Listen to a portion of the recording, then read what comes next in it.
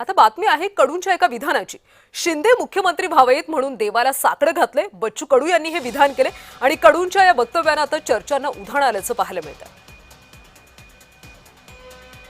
ते जे साकडं घालायचं काम आहे ते जनतेसोबत घालू, जनतेला आम्ही सांगू। शिंदे साहेब जे रात्री 2 वाजता दरवाजा उघडतय, सामान्य माणसाच्या प्रति असणाऱ्या भावना ज्या खऱ्या अर्थानं ज्या पद्धतीच्या आहे तशा ताकदीचा मुख्यमंत्री व्हावा हे सगळ्यालाच वाटतं, मला एकट्यालाच नाही वाटत। तुम्ही जर सर्वे केला तर सगळेजण तेच म्हणणार का पुन्हा मुख्यमंत्री शिंदे साहेब हवे। बच्चू भाऊ, तुमची नोकरी गेलेली होती, तुमचा कामधंदा गेलेला होता। अरे आता ज्या मालकाने तुम्हाला नोकरी दिली त्या मालकाचं गुणगान तुम्ही करणारच आहे।